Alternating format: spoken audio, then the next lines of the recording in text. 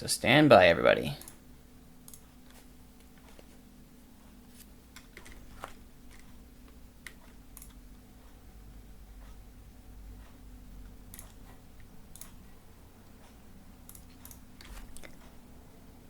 Hello everyone, Rituro here with another episode of Blue and White, my video review, video diary, let's play of Football Manager 2014, specifically with the Vancouver Whitecaps in Major League Soccer. Lots to get to today. We've got some updates on both the club and country front, a major bug to show off, and a little bit of bragging. Let's start there. Let's start with the bragging here. It's been quite the off-season for the European leagues. Of course, they are on the more standard international calendar, whereas Major League Soccer is on the calendar year.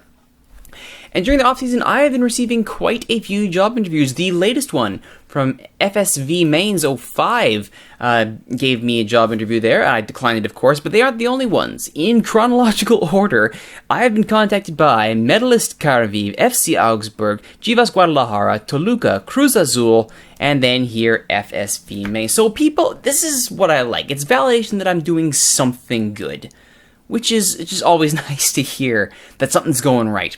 Of course, I'm not leaving, but it's good to know that they care enough about me to give that attention.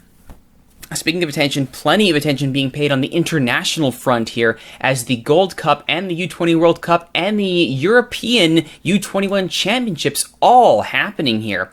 Let's head to my homepage here and we'll see if we can take a look at what's happening over in Gold Cup land. Clubs, Senior Squad, Gold Cup, here we are.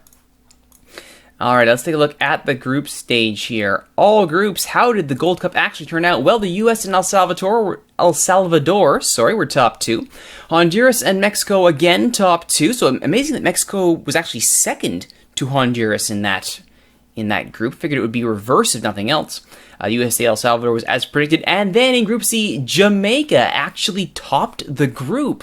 Canada undefeated in group play, 1 win, 2 draws to get second place, and Costa Rica and Cuba qualify as the best third-placed teams, which takes us to the quarterfinal. First things first, let's actually take a look at the matches that happened in Group C here.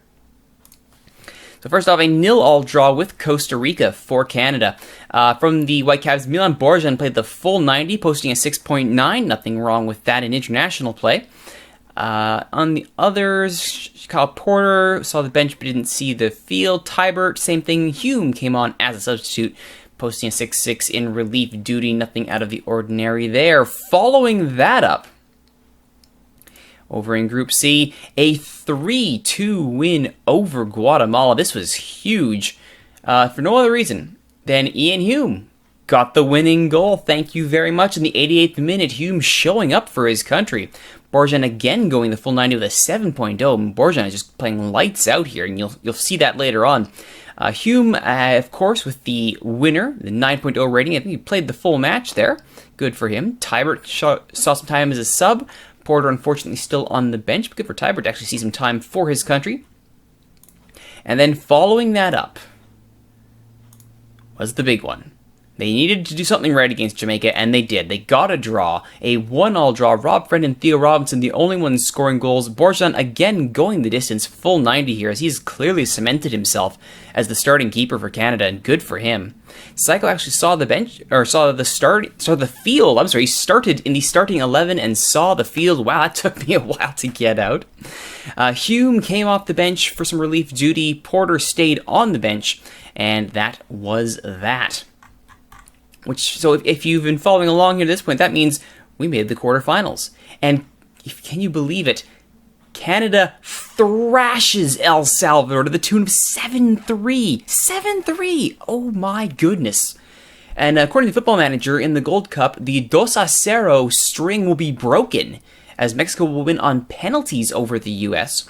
Costa Rica defeats Honduras 3-2, and Jamaica wins on penalties over Cuba 2-2. All in all, fairly believable results, except for that thrashing of El Salvador. And not just a thrashing, Ian Hume with a hat trick, Simeon Jackson with a brace, Rob Friend and David Edgar also seeing the score sheet. What a thriller. 10 goals scored. Borjan a 7-3 despite letting in 3 goals. He played out of his mind. The back line, in particular, with the exception of Kevin McKenna, just fantastic. Jonathan Osorio and Will Johnson, unbelievable games. Hume and Simeon Jackson, 9.6 ratings. That is phenomenal. Ian Hume, why can you not do that for your club? Hopefully that inspires him. Oh my goodness. Porter, unfortunately, did not see time here. You notice that the reserves are slowly dwindling here. Tybert, I believe, picked up a slight knock, nothing too serious. He will be fine. Unfortunately, he does not get to see the pitch in this quarterfinal match, but that's just fine, because it means Canada qualifies for the semifinals. And there's your 2-0.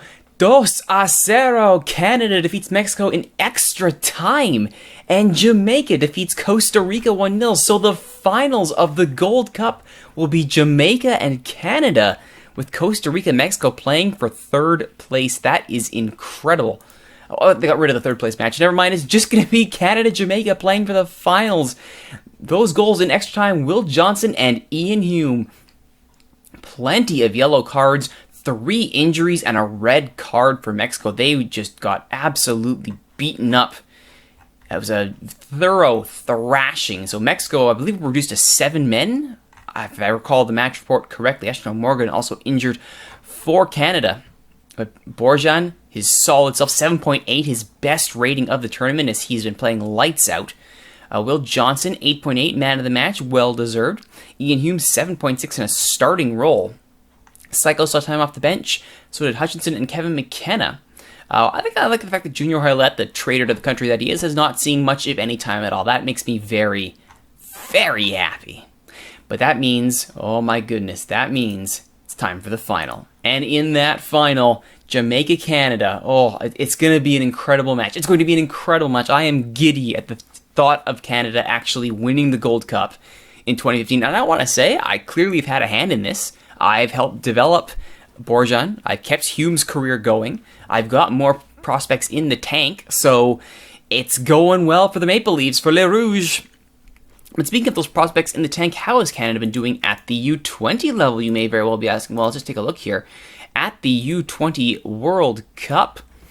So Canada came in third in their group, which was enough to qualify as one of the best third-place teams. France, Morocco, and China came out of their group. Spain, Colombia, and Australia. Argentina, England, and South Africa. Poor Mexico just got no love there. Italy, Saudi Arabia, and Canada. I expected the Saudis and Paraguayans to be swapped for that one, but as you can see, 3 points all for them. A 3-way logjam for second, and ultimately it was goal differential. And I believe head-to-head record that determined that one. Iraq and Belgium over in Group E, and Germany, Brazil in Group F. No USA. That's got a sting. Let's take a quick look here at the Group D matches here and see how Canada's U20s actually performed. There was a 3-2 win over Saudi Arabia.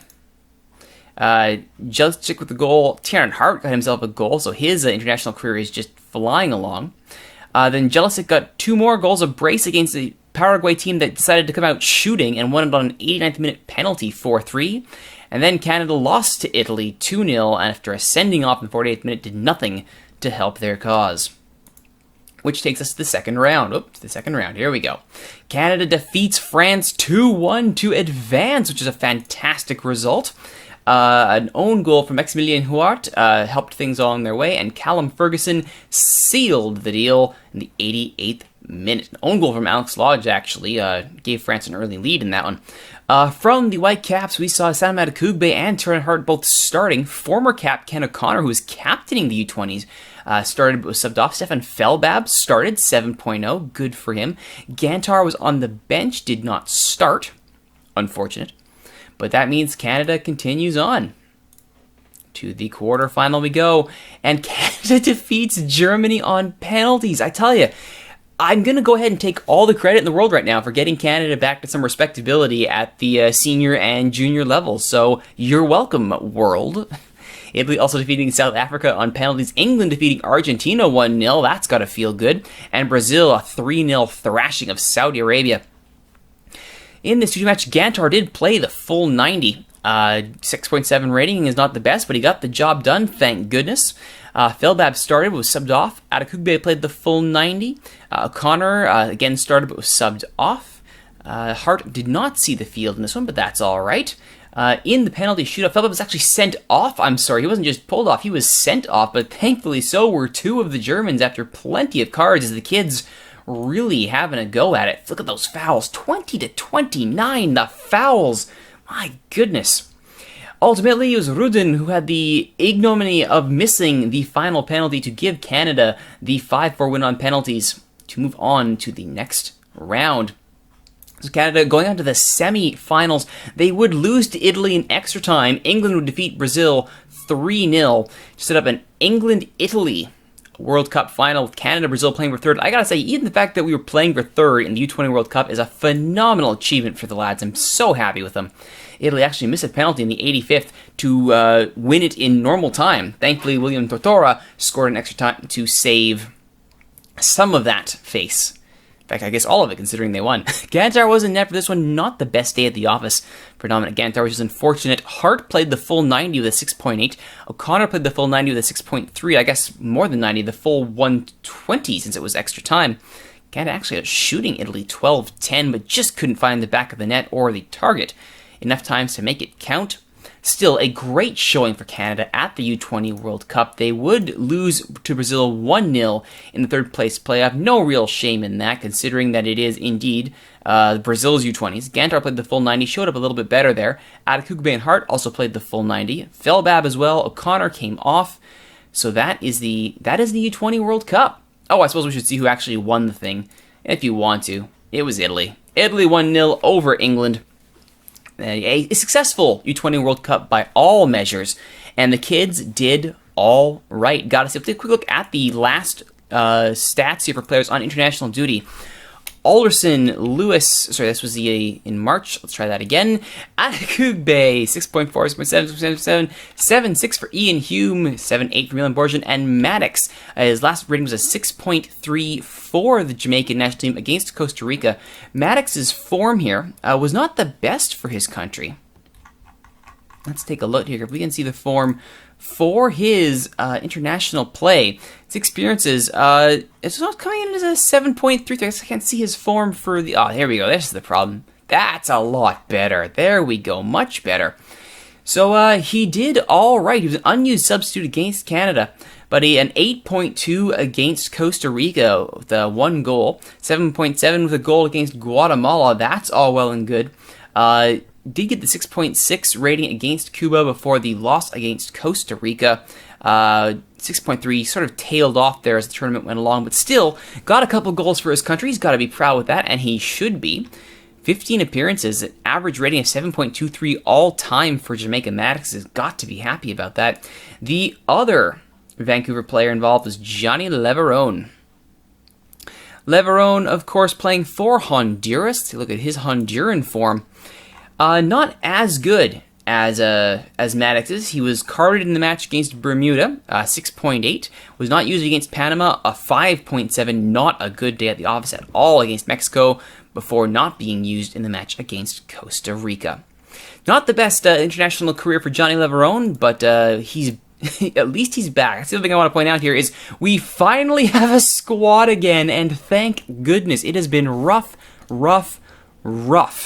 We will get to that in just a moment here. I do want to point out one quick thing on the coaching carousel here. I mentioned that I had been approached by many clubs.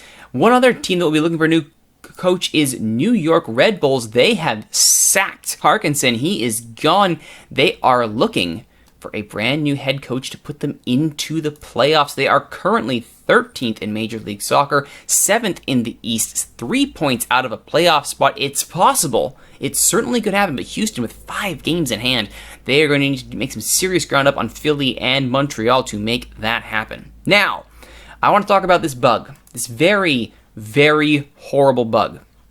Now, as you know, I've been looking forward to the transfer of Nigel Reo-Coker to Cruz Azul, because that's $1.5 million and worth it to clear some cap space before the arrival of Daniel Cisneros and Alejandro Garcia. However, on the day that the transfer was to happen, it was instantly canceled. No reason was given, and it just went flat, dead, didn't happen. I was completely shocked. Why? It gave no reason for why this transfer shouldn't have happened. As far as I can tell, there was no reason why it shouldn't have happened, but the Cruz Azul deal died the day he was supposed to be transferred. Thankfully, got on the horn. 5 days later, Monterrey picked him up for that same 1.5 billion. I didn't bother throwing in any conditions like sell on or anything like that. I just wanted him gone, and that money picked back up. So he is off 1.5 billion for Monterrey, a new club record, surpassing the fee received for Davide Cumiento. Here's the weird bug, though. In addition to that, my allocation budget plummeted by 700,000. So not only did I lose out on the allocation money that I was given for the initial agreed fee, when it finally happened, I wasn't given that money back. So I am out a rather sizable amount of allocation money, and I am rather upset about that, because I was hoping to grab another striker to play behind Maddox from the international scene, so that does not fill me with any sort of joy. Very upset about that bug with the transfers. If anyone has any insight as to why a transfer between an MLS club and a Mexican club in the middle of June would just randomly, it seems, be canceled, please let me know. Give me a tweet at that Rituro guy. Reach out to me on Twitch, twitch.tv/Rituro, or leave a comment on my YouTube page, youtube.ca/steelswords, because yeah, I was pretty angry when that one happened, and I'm still kind of upset about it now. At least the deal's done. That's what matters. Let's get to the matches that have happened since last we checked in. We start off with Portland. A Cascadia match is always a tough one, but we made the most out of it. 4-1, a shellacking of our Cascadian rivals at home. Gersh opens the scoring in the 9th minute. Does Gershon Kofi? As you can see, everybody had a phenomenal day at the office. Very, very happy with this result. Even Nick Noble, 7.5. He's got to be happy with that, as his backup duty has been very, very serviceable. Holt with the corner is headed away, but then Kofi follows up with the second header, and that from distance managed to sneak into the back of the net. Why not? Second goal here, Noble from the goal kick picks out Ivan Estrella, and Estrella did an audacious little chip over the keeper, off the bar and in. Boy, you know, you're feeling it when you can attempt that little chip, second touch, and put it in the back of the net. Portland would make a stab at it, though, from a corner. Urruti finds Porras, and that's in the back of the net. 2-1, still Vancouver's favor, but the Timbers are on the board. But in the 53rd minute, would it be too little too late? Oh yes, considering by the 87th minute, we were about to add our third of the match. Schuler knocks down that goal kick from Chris Seitz before Rio Coker charges in, gets the ball to Caleb Clark. Mane tries to get footed on that deflection, can't quite get to it. But Seitz is able to play out to Pie, to Garce, Porras. Valencia tries to get past Kleber. Sintos across, which Noble simply grabs out of the air. Noble then boots the ball back upfield, and Caleb Clark is on his horse. Manages to put enough pressure on him to get Rio Coker to pick up the loose ball. Mane goes around his man, crosses. There's Clark. Thank you very much. Tap in for Caleb Clark. He is scoring gangbusters since I put him up top. That's going to do wonders for his development. And then just to finish things off, in the 91st minute, Eric Schmid on now. Kofi over to Rio Coker, who runs it in and very unselfishly gives the ball to Caleb Clark for his second of the game. Great setup from Rio Coker to Clark. Good finish by the young Canadian. 4-1 it ends. Thank you very much. We followed that up with a 0-0 draw against Chivas, which is not the most impressive thing in the world, so we won't look at it other than just take a look at the scores. Very, very average game throughout from BC Place. Chivas, of course, are still not the Chivas you may be thinking of. They are, in this iteration, they are still atop the table in the West, so a 0-0 draw at home is actually not a horrible thing. What is a slightly horrible thing is last place Columbus. Last place Columbus getting a 2-1 win. That is not good at all, especially at home. Estrella would even things up here after an early Dominic Adjuro goal, but Federico Higuain would cap it. Not a good day at all. Only 5 shots for Columbus. All 4 were on target, and unfortunately for us, 2 went in. The first goal here is off a turnover. Adjuro gets the ball back to Viana. Jimenez, back to Viana. Agbosumonde. Galeg Bosumonde. I always wonder what FM's going to say about him from year to year. What it says about this year is he's able to get the ball to Jimenez to Adjuro, and Adjuro puts it in the back of the net. Demerit's complaining about offside, but it doesn't matter in the least. 1-0 Columbus. Williams on the restart in the 75th minute from the goal kick. Schuler gets his head to the ball, and Estrella to Mane, back to Curry. Carlos Curry has been working his way back from injury nicely. He's almost fully match fit, and thank goodness, considering not only our match congestion, but our horrible international duty. I should say horrible, it's not that bad. Estrella with the equalizer there. As I was saying, as I've said in previous episodes, the lack of talent, lack of players, period, on the bench has limited our options. But at least we managed to have respectable results, which is always good. Unfortunately, Federico Higuain would win the game for Columbus. Baker does get past his man, not once but twice, crossing into Higuain. You can't let Higuain run past your man like that. Can't let him tap the ball in from 2 yards out. That's just not kosher.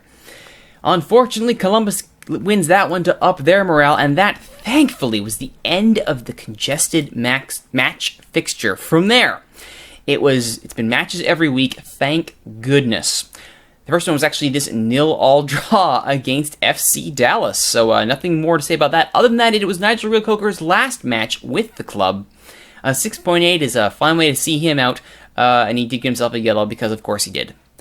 Nick Noble did do well here in this away match, 7.3 to preserve the clean sheet. Very good indeed, as was Jay Demerit. Very happy with that.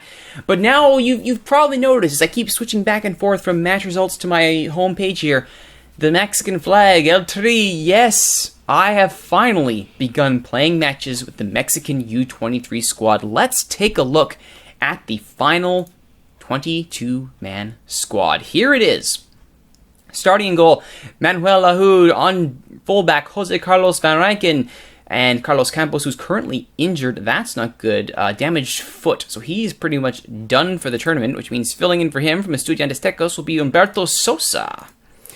Campos, one of my Pumas defenders. Actually ended up doing a lot of juggling here. The four-man Pumas backline is now a thing of the past. At center back, Christian Alvarez and Antonio Briseño from Chivas and Monterrey, respectively. Lahoud from Cruz Azul. My D-mids, Jorge Alberto Sanchez from Monterrey, Alonso Zamora from Tigres, Jürgen Damm from Estudiantes Tecos is my attacking right mid, Jorge Espirigueta, my very versatile midfielder from Cruz Azul, is one of the best players on the squad. Starting in the attacking midfield role, Jesus Escoboza, attacking left from Santos Laguna, and David Izazola from Monterrey. He has been fantastic in the early going, and I'll show you what I mean. Yes, we're playing club teams in Mexico, but if Izazola can keep this form up into Copa America, we may just have a chance. On the bench, Anthony Monreal from Pachuca, Francisco Flores from Cruz Azul Hidalgo, Rodrigo Godinez at fullback or at center back from Morelia, Aaron Sandoval from Pumas, my other center back.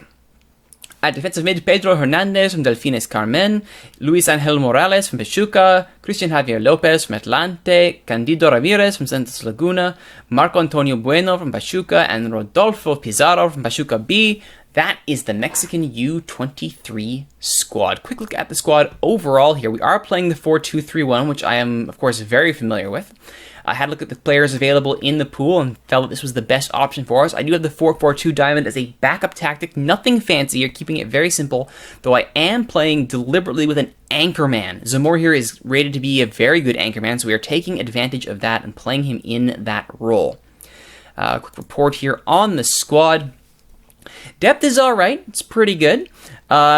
As always, I would have loved some of the U20 or the full national team players, but they have been committed to their respective sides and were unavailable by the time I had to announce my preliminary roster. So, as you can see, I'm pretty happy with this. We got players that will serve us well as U23s and in their future career for their country, so they have to be happy with that. And I also have to be happy with the first match they played together, a 4-1 win over Deportes Valdivia.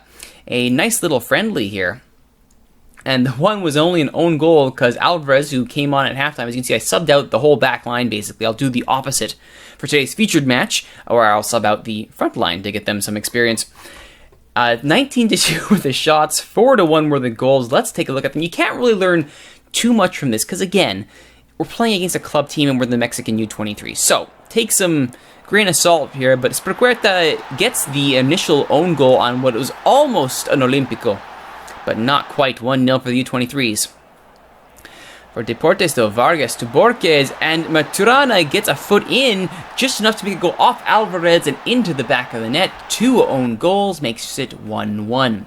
Escoboza, though, the 25th minute mark, sets things off with a throw-in. Escoboza's cross finds Isazola, and off the post is his shot, but Sanchez with a... Oh my goodness, let's look at that again.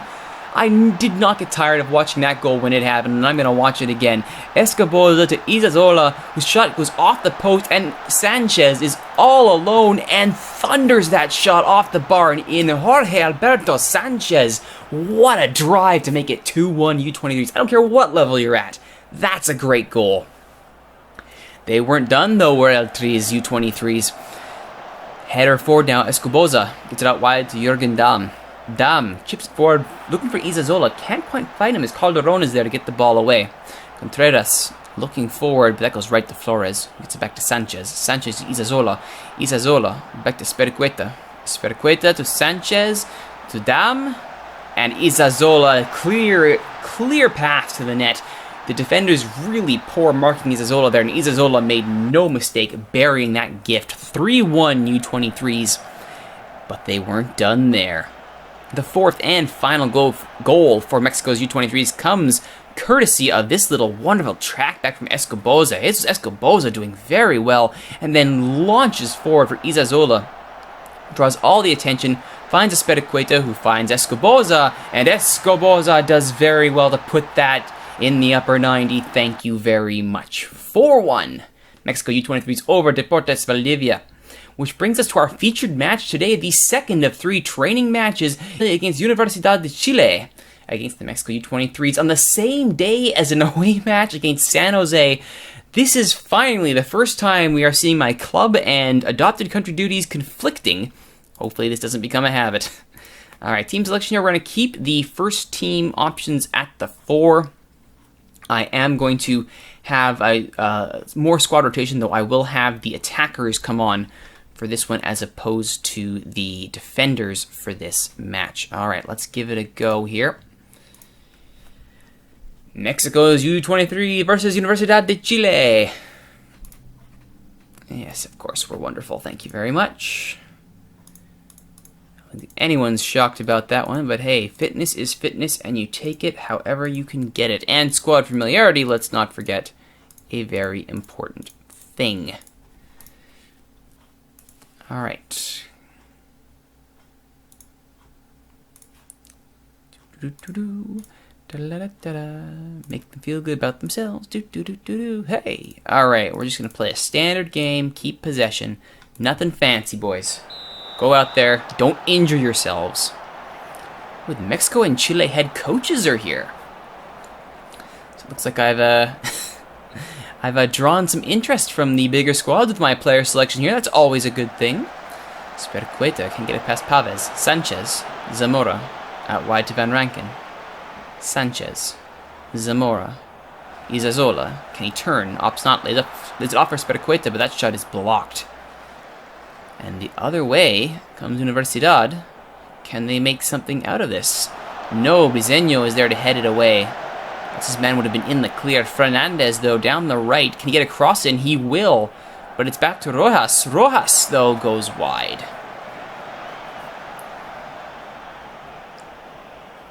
And that was all before 5 minutes had elapsed. Oh my goodness.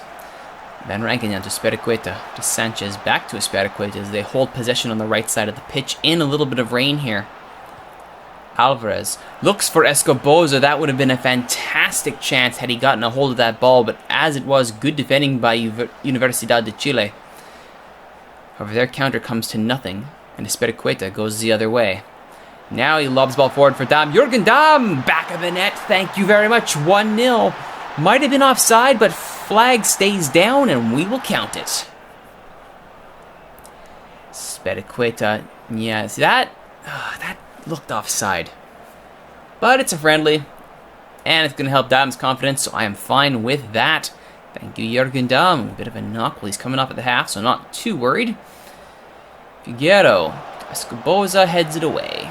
Vilches would have been a nice drive if it had been on target, but it wasn't, so it wasn't. It's my expert analysis right there. Thank you very much. Cerceda to Pavez. Rojas. Worth. Vilches. Looking for Billy Briseño as well to get in there, and Zamora to Isazola. Could we be seeing a counter here from Mexico? Spericueta to Sanchez to Damm. Jürgen Damm over to Escoboza. Can he get inside? No, but he's fouled, and it is a penalty. Soft penalty at that. Didn't look like much of a challenge to me.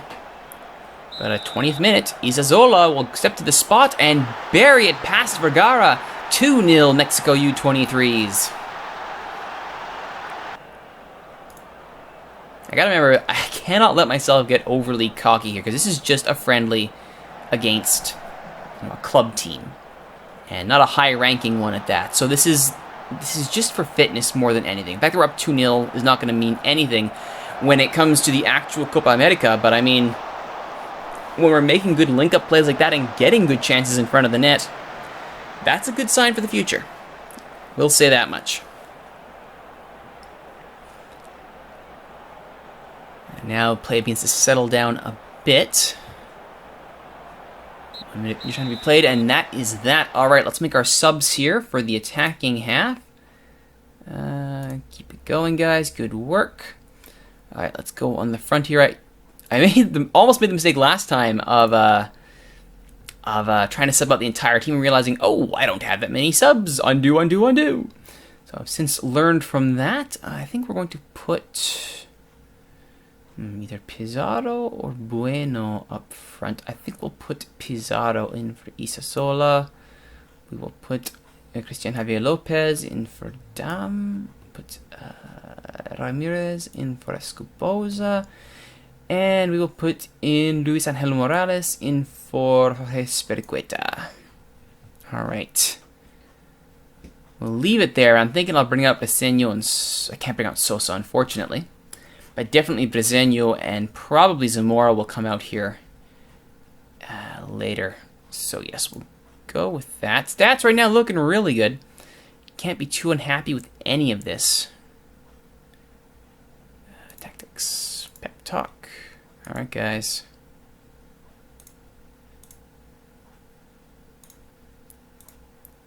All you gotta do is not throw this game away.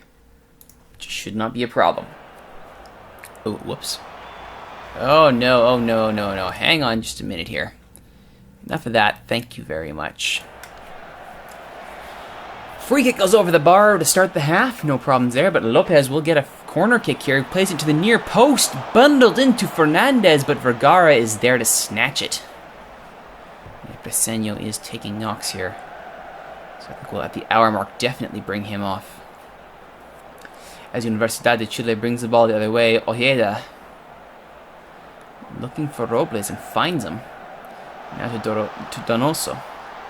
Fernandez out wide on the right. He could get across in here, but he's being closed down. But Rubio gets a head to it, but it's side netting only.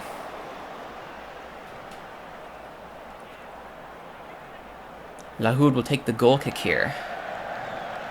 Gets it to Sanchez. Lopez not able to get there, though. And Donoso comes down the left. Looking for a man, but can't get it past Sanchez. Van Rankin will instead pick it up. Back to Alvarez. Sanchez now, from his own half. Being very lazy with this ball is Sanchez. Thankfully he's not punished as Morales finds Pizarro. Pizarro back for Morales. Morales can't get the ball back though, but Zamora is there to clean up. Sanchez to Morales to Pizarro to Lopez! It's off the bar! That would have been gorgeous had it gone in. Nothing doing though. Alright, let's get Sandoval in for Briseño. And I do believe we are going to bring out Zamora for Pedro Hernandez. Alright guys, no pressure. No pressure. Just play a nice, clean game. Do I have any subs left? That's 6. I shouldn't have any more. Lopez with a free kick, plays it short for Hernandez into... Oh, it's a beautiful set piece. Luis Angel Morales. That was a tricky little play. Look at this creativity. Lopez plays it short into the mixer to Hernandez, who lays it off for Morales. Might have been offside, actually, but puts it in the back of the net. Who am I to complain? All right, let's see here. Can I bring... Nope, I have no more subs. I'm pretty sure if I try to bring on... Yep, that's what I thought. No more subs. Good, just making sure.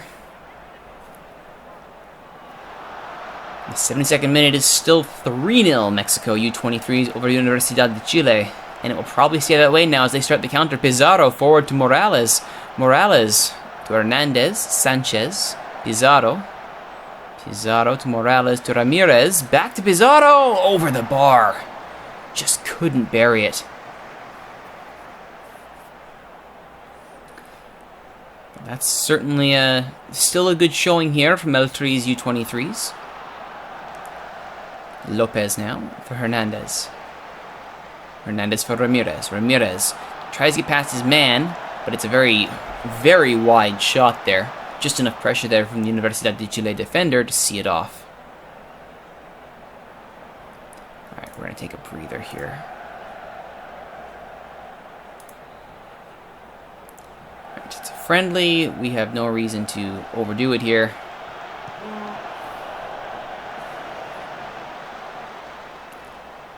Guerrero. Ojeda, Rojas Robles, Cerceda. Can't get the ball in, but Donoso does find it to Ojeda, and Laud will pick it up. Anyway, it was going out for a goal kick, but better safe than sorry for Laud. Manuel Laud, or we'll call him Manny. Manny! Royas now to Donoso, but Laud is there again. He's doing quite well, he is, indeed. Ramon Fernandez is injured. He's not one of ours, thank goodness. And with 1 minute of stoppage time, that should be all that happens in this match. Another good tune-up here for the U23s. Fitness is becoming something of a concern, and Laud is quick off his line there. Stuff would have been a poke-in for Robles. And Laud kicks it over to the midfield, into the starting circle, and that's it. 3-0. Thank you very much. Alright. Happy with the result. Good job, everyone. 3-0 is indeed a good result. And now it'll be interesting to see is what happened with Vancouver. Because, of course, while I was busy helming that back at home... Oh, no, I'm not doing that job interview. See off Brave Universidad de Chile. That's wonderful. Chile's boss was looking over... some of the guys on the Universidad team. And, oh, look at that. Alvarez, Esperqueta, and Isazola being looked up by Profe Cruz. Well, that's not too bad at all.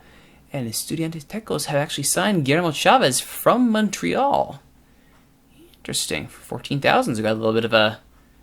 Oh, sorry, excuse me, 21,000 allocation fund of 14,000. So that's good for Montreal, I guess. Not that I would want to encourage my rivals. Now, unless I'm wrong here... Oh my goodness! What? What? Canada wins the Gold Cup on penalties! Oh my goodness. You've got to be kidding me. What? What? Oh my goodness. Taylor actually missed that final shot. Jermaine Taylor, the captain. McKenna, Hume, Psycho, Friend, Osorio, and Gasparato with the scored goals. And actually scored in that penalty shootout. Lavelle Palmer and Wes Morgan with the goals. Although Morgan's was an own goal, but we'll take it. Borjan, 7.3 after 120 minutes plus penalties. Straith, McKenna, Gasparato, Vivo, Hoylett actually played, but was subbed off. Psycho played the full 120. Ledgerwood, Tybert played, but was subbed off. Haber played. Hume came on as a sub, and good for him. Wow. Outshot. Out-targeted. We had the possession, though. Wow. That's incredible. Canada wins the 2015 Gold Cup. Are you kidding me? Wow. That is phenomenal. Absolutely ecstatic. Wow. Yes, I would say definitely overachievers. Ryan Johnson gets the golden boot. And Will Johnson has been promoted to the role of captain with Edgar as vice captain. And Kevin McKenna stepped aside. That sounds about right. Johnson is a good choice for captain. No problems there. Ooh, Juan Bustos. You don't say. You don't say. Would you be interested in a trial, Juan Bustos? Because that is a pretty darn good report here from Chad McCarty. Yes, indeed. Got some good reports here from Cardi. He's the only unattached. Oh, there's some attached, but they are not worth our time in any way, shape, or form. Good reports, though, from the Gold Cup. Very nice to see those. All good candidates for later. Wow, that is fantastic. And it looks like, folks, you're not just getting one featured match, you're getting two. Somehow, I happen to exist in two places at once, because I am also managing this match against San Jose, and we are doing so, finally, with a full squad. So Gantar gets back between the sticks in goal. Demerit, Leveron, Beitashour out of Kugbe. Alderson and Felbab back from U20 duty. They will sub off a tired Gershon Kofi. Hart, Estrella, Curry, and Mane up front, and we will slowly cycle everybody else back in. I believe I left out Jason Holt from my roundup for the U21s. My apologies. Scotland currently sitting in third after 5 matches played. It's not been all roses for Scotland. Lost 1-0 to Austria. They won over Latvia 3-1. Lost 2-0 to Holland. Won 3-1 over Ireland, and then lost 2-0 again to Austria. So if you take a quick look at Jason Holt's form here for his country. U21, there it is. Jason Holt, his current form for his country has been iffy. He was injured against Germany, unused substitute against Belgium and Poland, and subbed in against Denmark. So that's that. Oh, Jason Holt, I just want you to get more minutes. But I guess if you're injured, well, we can't really do anything about that. Thankfully, it's just a strained neck. He'll be back soon enough, and thank goodness for that. Anyway, let's get to the actual match here. I am happy with this. That all looks good. Aiden Russell-Raynor's almost back from his injury, thank goodness. Need him back on the back line as depth. And here we go. San Jose, 5th place in the West. This will not be a simple, straightforward match. This is not the San Jose Quakes of Real World 2014. So let's just keep an eye on Wando here. Ooh, Mbongo. How's Mbongo doing? Horribly. Good. Alvaro Fernandez. Flacco's back? Oh, wow. I believe, is that the same Alvaro Fernandez that used to play for the Sounders? It is indeed. Wow.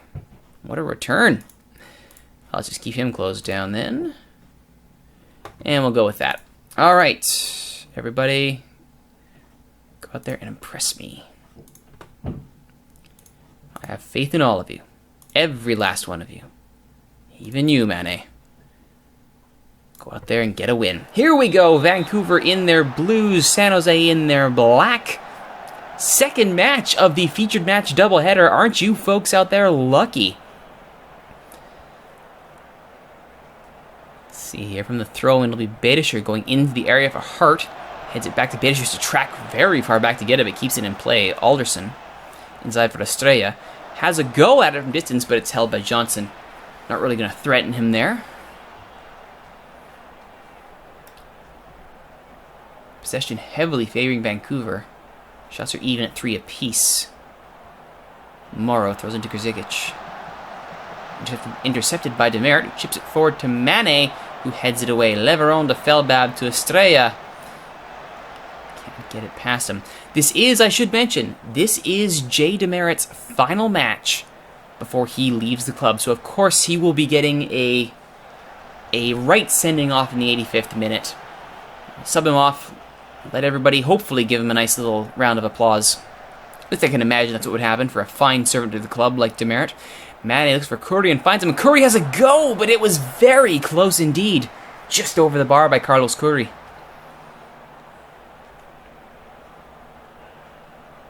Let's close down Morrow. Yes, please.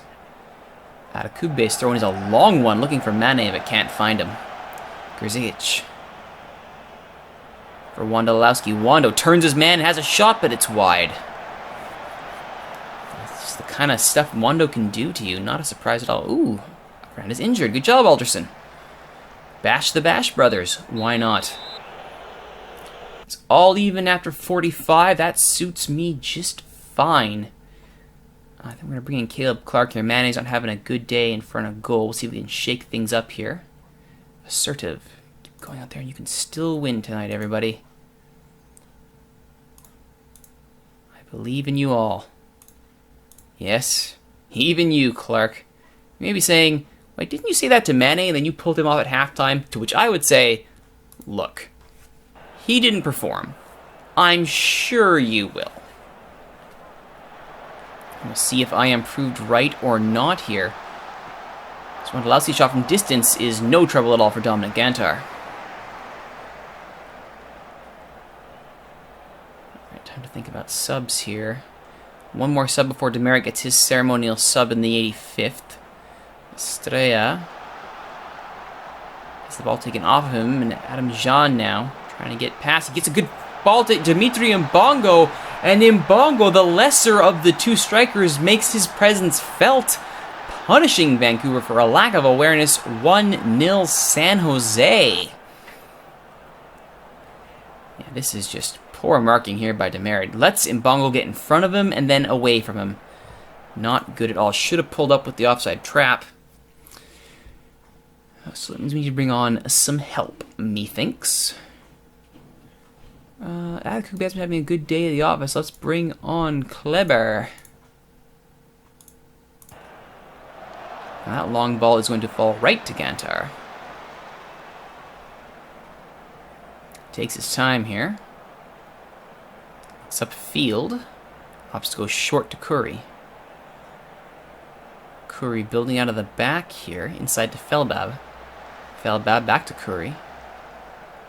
Bryce Alderson now, having pulled inside a bit. Estrella looking for Clark's found him. Caleb Clark just skims the bar. Would have been a wonderful equalizer there. Alright, and now we go on the attack. Kleber. His free kick goes short to Leverone, who's got time and space here to set something up. Leverone. Kleber. Curry. Goes far corner, but Johnson saves it. Not enough power on it there from Curry to really trouble the keeper. Right. Estrella and Felbab are looking exhausted. That's a shame. Hart crosses Clark's header. It's the post! And Curry hits the side netting. Oh, unfortunate there.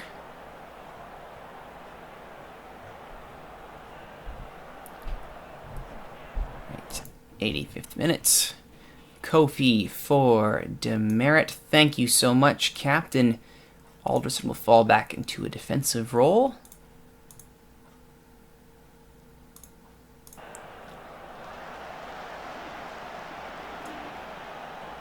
And that is it, right on the 85th minute. Demerit comes off.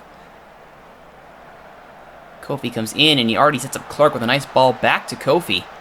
Could Kofi make a difference here? He's still keeping possession here. Rounds his man inside to Curry, but that's over the bar. As Curry hasn't been having the best day on the left flank there. He's certainly proving himself to be more of a central attacking midfielder than a left winger. Estrella. Estrella's ball is picked off by Jean. He attempts to go in the middle, but Badischer is there. Clark to Estrella! Oh, it was a wonderful chance by Estrella, but even better save by Johnson to preserve the lead. But how long will that last? Kleber near post. Jean is there. Clark back to Kleber. Alderson can't get his head to it ahead of Morrow. Badischer. Kleber. And he's offside. Unfortunate. And if they kill it off, that should be it. Oh, there's still some time on the clock here. Alderson does well to get there ahead of Mbongo.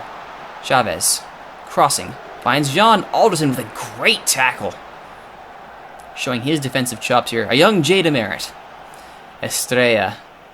He's got time. Finds Curry. It's headed away. Chavez. Intercepted. Nope. It falls to Badischer. Badischer. To Kofi. To Estrella, but that's picked off by Joseph. Jean will try to get there. But a good recovery there from Leverone. Clark now going the other way. Finds Hart. Tiernan Hart's blast is wide. Vancouver pouring on the shots here. Not able to convert them into goals. It's probably going to be ending 1-0 barring a miracle.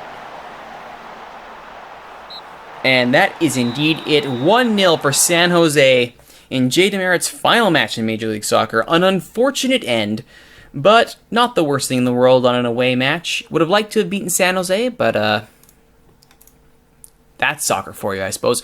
We still remain in 5th place, so San Jose has caught us and has 2 games in hand. We are still in a playoff spot, though, with a point up on Seattle and 2 games in hand on the Sounders. Next time on Blue and White, we continue our trek towards the playoffs, and we go into the Copa America with the Mexican U23 squad. Thank you all for watching. If you like what you've seen, be sure to follow me on Twitch, twitch.tv/Rituro, or on YouTube, subscribe to me, youtube.ca/SteelSwords. And as I mentioned earlier, I am on Twitter. Get a hold of me at @ThatRituroGuy. Once again, my name is Rituro. Thank you all for watching. We'll see you next time.